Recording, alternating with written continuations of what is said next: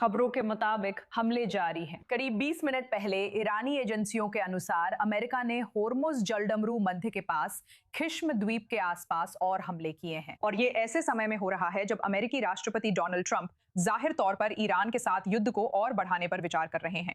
और जो विकल्प सामने हैं वे निश्चित रूप से महत्वपूर्ण हैं। रिपोर्ट्स के अनुसार ट्रंप ने इस हफ्ते सिचुएशन रूम में बैठक कर अमेरिकी सैनिकों द्वारा खार्व द्वीप कब्जा और पिकैक्स माउंटेन की परमाणु सुरंग पर बमबारी की संभावनाएं चर्चा की। फॉक्स न्यूज पर उन्होंने कहा कि अगर इस्लामिक रिपब्लिक बातचीत नहीं करती तो अगले हफ्ते ईरान के पावर प्लांट्स और पुलों पर हमला होगा। ट्रंप ने यह भी जोड़ा, और मैं उद्धृत करती हूं, हमारे पास दूसरे लोग हैं जो हमारे लिए जमीनी सैन्य अभियान चलाएंगे। ये स्पष्ट नहीं है कि किसका जिक्र किया गया है, लेकिन अब हमारे साथ यूनाइटेड अगेंस्ट न्यूक्लियर ईरान के पॉलिसी डायरेक्टर जेसन ब्रॉडस्की हैं। जेसन, ये विकल्प कितने हकीकत के करीब है? क्या आपको लगता है कि ट्रंप सचमुच कार्रवाई का आदेश देने के कितने करीब है? आपके साथ जुड़कर अच्छा लगा। मुझे लगता है ये विकल्प वास्तविक है। ईरानी शासन ने साबित किया है कि अमेरिका प्रतिबंधों में बेहद उदार राहत का पैकेज भी पेश करे। एक समझौता ज्ञापन से दशकों बाद उसे डॉलर में तेल व्यापार की अनुमति मिलती। संपत्तियों को अनफ्रीज करने पर चर्चा शुरू करने और अंतिम समझौते के हिस्से के रूप में पुनर्निर्माण के लिए 300 अरब डॉलर की निवेश निधि का प्रस्ताव देने के बावजूद फिर भी ईरानी शासन ने अपने खराब व्यवहार से समझौता नष्ट किया। मुझे लगता है राष्ट्रपति ट्रंप सही है।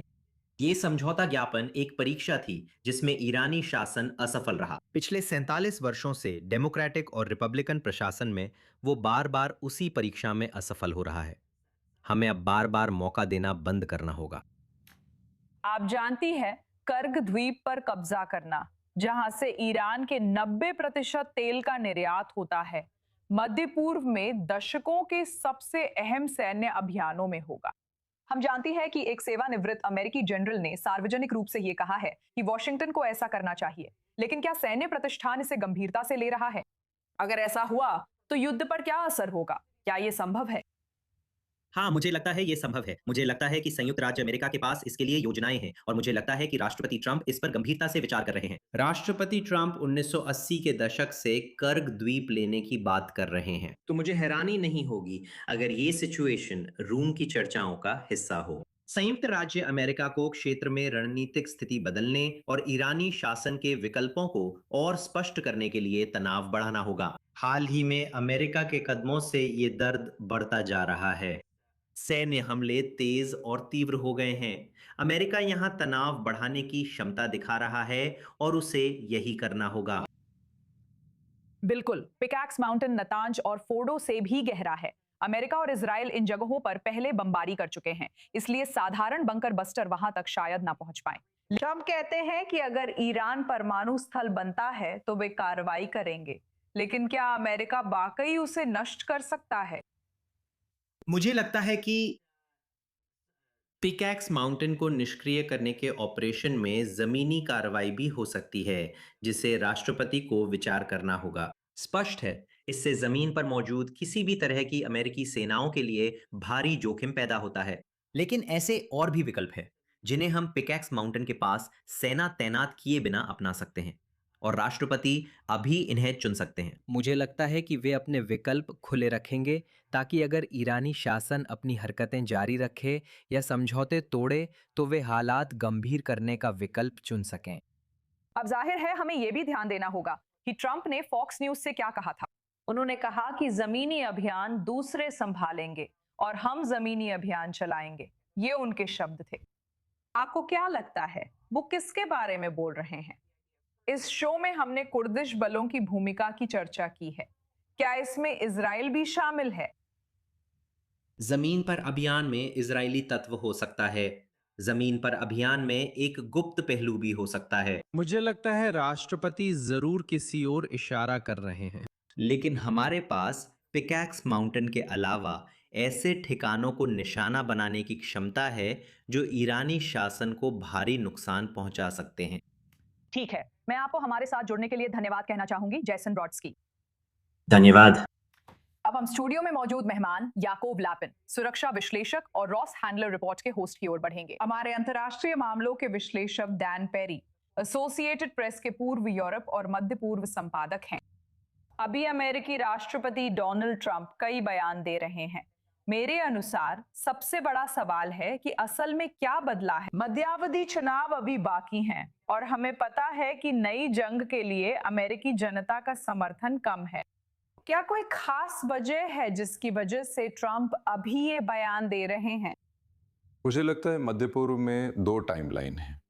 एक के अनुसार मध्यावधि चुनाव तक कुछ नहीं होगा, जो अक्टूबर तक ले जाती है, और वो बहुत ज्यादा है क्योंकि इस समय ट्रंप को ऐसा करना ही होगा। दूसरी टाइमलाइन ये है कि हम इतना लंबा इंतजार नहीं कर सकते क्योंकि ईरानी लोग हदें पार कर रहे हैं और अमेरिकियों को मिड टर्म चुनावों से काफी पहले उनके कदमों के जवाब में जवाबी कार्रवाई तेज करने पर मजबूर कर रहे हैं।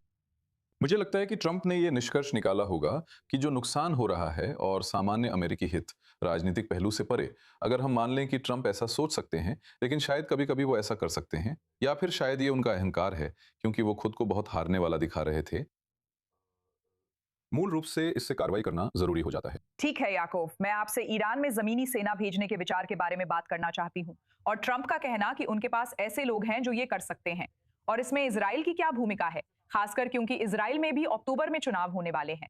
आपको क्या लगता है कि इजराइल क्या करने को तैयार है? ईरान के इस्लामी गणराज्य के खिलाफ इस लड़ाई को जारी रखने के मामले में इजराइल कितनी दूर तक जाने को तैयार है? देखिए, खास बात यह है कि अभी इजराइल सीधे इस लड़ाई में शामिल नहीं है। मैं इसे कम तीव्रता वाला संघर्ष कहूंगा, चाहे ये कई दिनों से चल रही है। संयुक्त राज्य अमेरिका अपनी असली सैन्य ताकत का एक छोटा सा हिस्सा इस्तेमाल कर रहा है और इसे दक्षिणी तटरेखा पर केंद्रित कर रहा है। ये संघर्ष ईरान और अमेरिका के बीच होर्मुज जलडमरू मध्य के भविष्य को लेकर है और इजरायली हितों पर इसका बहुत ज्यादा असर नहीं पड़ता, सिवाय इस बात के कि जितना ये एक खराब समझौता ज्ञापन और इजराइल के नजरिए से एक खराब कूटनीतिक समझौते से दूर जाता है, उतना ही बेहतर है। तो इजराइल के हित इस्लामी गणराज्य को खतरनाक क्षमताएं विकसित करने से रोकने में हैं।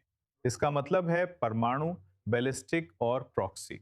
इसलिए मुझे करक द्वीप से जुड़ी चीजों में इजराइल की सीधी भागीदारी की उम्मीद नहीं है।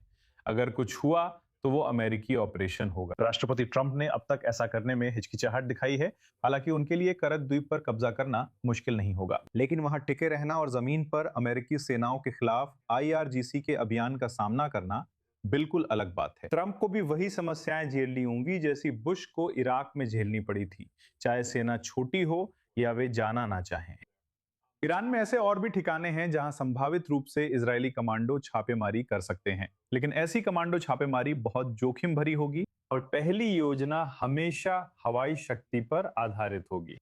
आप जानते हैं, इजराइल को ईरान में जमीनी कमांडो छापेमारी पर विचार करने के लिए बेहद गंभीर स्थिति का सामना करना पड़ेगा, लेकिन अगर ऐसा होता है तो ये किसी परमाणु स्थल के खिलाफ होगा, ना कि करक द्वीप के खिलाफ, ना ही तेल स्थलों के खिलाफ। इन सब से हमेशा हवाई हमलों के जरिए ही निपटा जाएगा, कम से कम इजराइल के हिसाब से। सही, बहुत जल्दी। मेरे हिसाब से जमीनी सैनिक भेजने के दो तरीके हैं। एक है कुछ क्षेत्रों जैसे होर्मुज जलडमरू मध्य के पास ईरानी तट पर कब्जा करना। दूसरा तरीका है कमांडो ऑपरेशन। इजराइल के सीरिया, लेबनान और गाजा में सैनिक हैं, पर उसे ईरान पर कब्जे का हिस्सा नहीं बनना चाहिए। मैं इसे पूरी तरह नकारता हूं। कमांडो ऑपरेशन जहां इजरायली क्षमताएं या खुफिया जानकारी जरूरी हो, जोखिम भरे हैं, याकूब कहते हैं, लेकिन असंभव नहीं, खासकर अगर ऐसी कोई स्थिति पैदा हो और परमाणु सामग्री निकालनी पड़े। बिल्कुल, चुनाव भी आने वाले हैं। देखना दिलचस्प होगा कि अगले महीनों में ईरान पर नेतन्याहू के फैसलों पर इसका क्या असर होगा।